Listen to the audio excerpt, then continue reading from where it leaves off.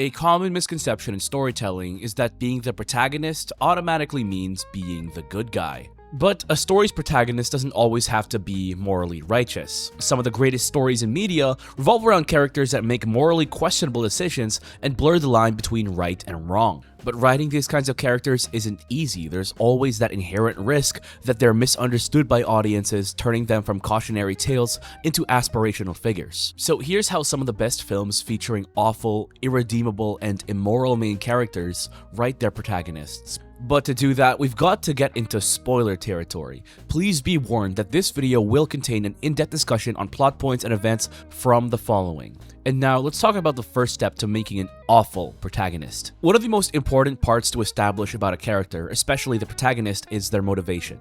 The main character needs to have some sort of deep-seated desire to drive action and, by extension, move the story forward in some way. But more importantly, it gives an avenue for audience members to sympathize with the main character, because the audience has to at least somewhat tolerate seeing them on screen if the story is going to revolve around them.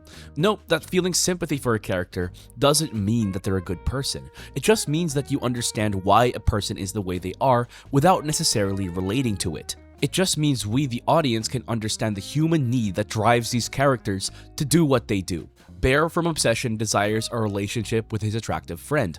Arthur Fleck from Joker wants to feel dignified and respected by the people around him, and Jordan Belfort wants to feel accomplished and successful through gaining immense wealth. Wanting any of these things is not inherently bad. In fact, I'm willing to bet that a lot of us might even have these very same desires. But it's what these characters are willing to do to achieve those desires that makes their stories worth telling. And that's the challenge of making main characters that aren't good people. It's about making the audience care despite having every reason to hate them. And the best way to do that is to give these characters a desire that we, the audience, can understand, even if we will eventually come to hate the means that they use to acquire what they want. But motivation on its own isn't the only thing that a character should have for them to be interesting, because audiences can understand a character without being emotionally invested in them. They still need to be able to command the audience to watch them. In short, the characters themselves need to be interesting, because interesting characters keep audiences engaged long enough for the story to challenge their morality.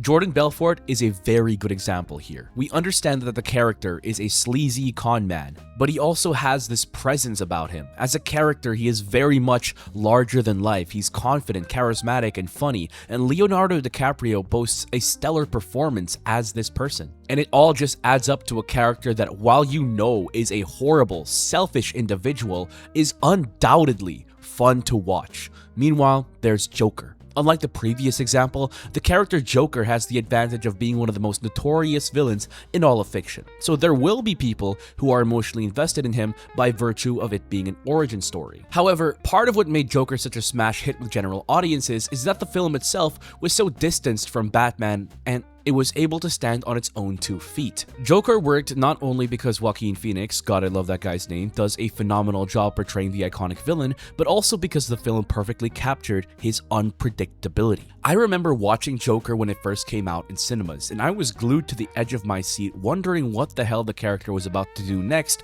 because of how well the character was able to create tension. And then you have Bear from Obsession. Unlike the other 2 characters, he's not portrayed by a Hollywood superstar like Phoenix or DiCaprio. He's not effortlessly charming or scarily unpredictable. In fact, Bear is painfully mediocre. He's insecure, awkward, lonely, and incredibly ordinary. And that works for this character and the story that Obsession is trying to tell, because Bear is so unassuming. It's scary how someone on the surface who is seemingly normal is actually such an awful individual deep down. Bear works because a lot of people may know someone who Bear might represent. Maybe not necessarily someone who's taken away someone else's autonomy, but maybe someone with that same deep-seated insecurity and feeling of entitlement to someone else's affection. In all likelihood, Bear could be anyone, your coworker, your classmate, your next-door neighbor. His being so painfully average is what makes him such a remarkable main character for the story that Obsession tells. So while he may not have Jordan's charm or Arthur's volatility,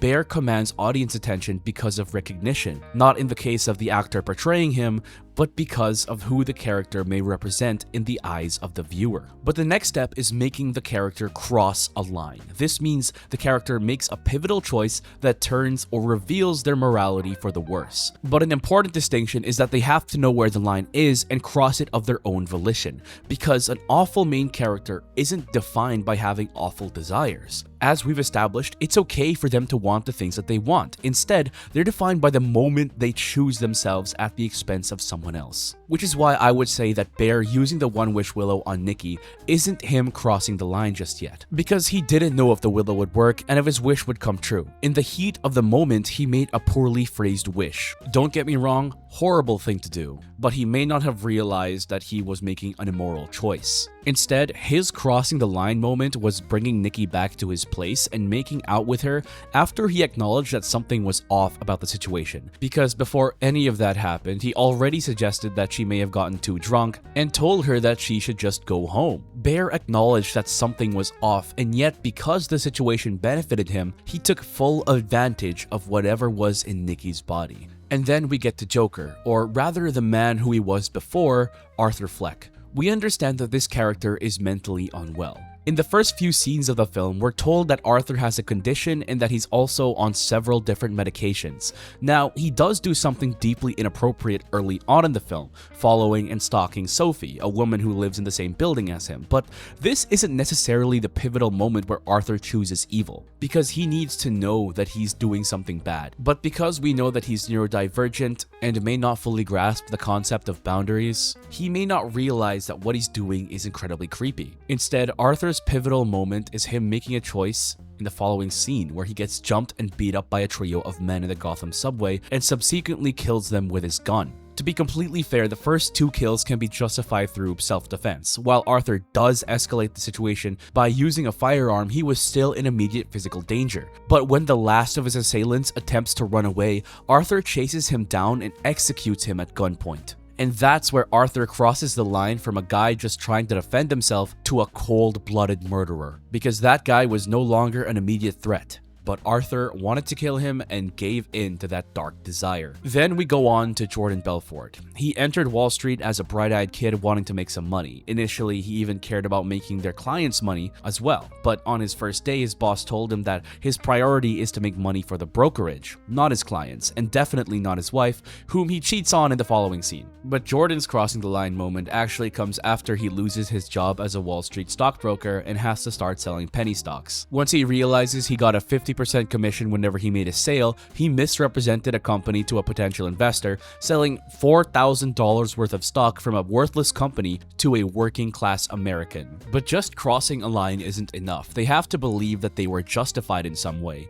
And that's important because they rewrite the story in their own heads so they can keep living with themselves. Nobody in their right mind wakes up and thinks, "I'm the villain." They become villains by convincing themselves they're right and that they're allowed to make these horrible actions. Which is why awful main characters tend to double down when they're given an out, because doubling down turns a single mistake into a consistent pattern. It's what turns a one-time thing into a full-blown character trait. The Wolf of Wall Street is the perfect example in this regard, because Jordan just keeps doubling down over the course of the film. When his first wife calls out the fact that he's scamming working-class citizens, he thinks up a way to start scamming the ultra-rich. He cultivates a horribly toxic work environment in Stratton Oakmont, the brokerage he founded with the intent of scamming said rich people. And then when the feds start catching wind of Jordan and he's advised to lay low and leave the company, he can't bear the thought of it, and in the heat of the moment decides that he'd rather risk everyone's livelihoods than leave the company he built. Meanwhile, Joker could have come clean about the situation to the authorities. He could have turned himself in and taken the appropriate punishment for it. But instead, he doesn't stop at killing just the men from the subway. He kills his former coworker, who was the reason he got fired from his clown job. He kills his own mother after learning that she allowed her boyfriend at the time to abuse him, and he killed Murray Franklin, a talk show host who made him the butt of his jokes. Arthur believed that because he's been victimized by these people, it's okay for him to kill them. And believing that he's the victim isn't what's wrong. Arthur has been through hell his whole life life because of factors outside of his control. But what makes him a villain is that he believes that his victimhood entitles him to taking the lives of the people who wronged him. Even the line he spouts right before killing Murray plays into this. He thinks his killing is justified and that he's a cornered animal and just trying to survive, and in some sick, twisted way, to him, that means murdering a comedian in front of his audience on live television. And then we return to Bear. He knew that something was wrong with Nikki and that the Willow wasn't a complete dud. Instead of making any sort of attempt to fix things, he takes full advantage of whatever was in Nikki's body and starts dating her because it's something that he wanted. He already acknowledged that something was off, but he doubles down by doing nothing at all to change that. He understands that something is different about Nikki, but since it benefits him, he chooses to look the other way instead. Every opportunity to stop and question the situation becomes another chance to look away. A chance that Bear never ends up taking, which seems very in line for this character. And then he doubles down again when the real Nikki gets a chance to speak to him. As he's leaving the room to meet up with Sarah in the dead of the night, she asks him to kill her and end her suffering. But Bear says, "You are you," asserting his delusion that the Nikki has been dating is the real her. And instead of listening to her pleas for mercy, Bear instead takes offense to the idea that she would rather die than be with him and heads off to meet with Sarah anyway. And all of these characters pay a significant price at the end of their respective films because consequences are what transform a bad decision into a tragedy. At the end of The Wolf of Wall Street, Jordan goes to jail. He has no family, no wife, no kids, and his firm is closed down. His legacy is now that of a con man and a thief, and history will remember him as such. At the end of Obsession, Bear dies. Two of his best friends are dead. The girl whom he claimed to love has to live on with the knowledge of everything that happened and is undoubtedly traumatized for life. He dies never having experienced real love because the relationship he wanted was built on coercion. He may have wished for Nikki's love, but he never got what he truly desired, to have a real, genuine connection with someone who chose him. And he died never knowing whether or not he had a real chance with her. And then we get to Joker. The ending of this film is interesting because Joker's consequence for his actions throughout the movie aren't as clear-cut as going to jail or paying with his life. While he does end up getting sent to Arkham Asylum, I believe Joker's consequence is a lot deeper than simply getting institutionalized. Instead, it ends with a metaphorical death of Arthur Fleck. Because while the man is still very much alive, the identity of Arthur is entirely gone. All Arthur wanted in life was to be validated, to experience the joy of a performance that people loved, to be on Murray's show, and to have people celebrate him for who he is. But Arthur never got any of that. After all, Arthur wasn't on air with Murray.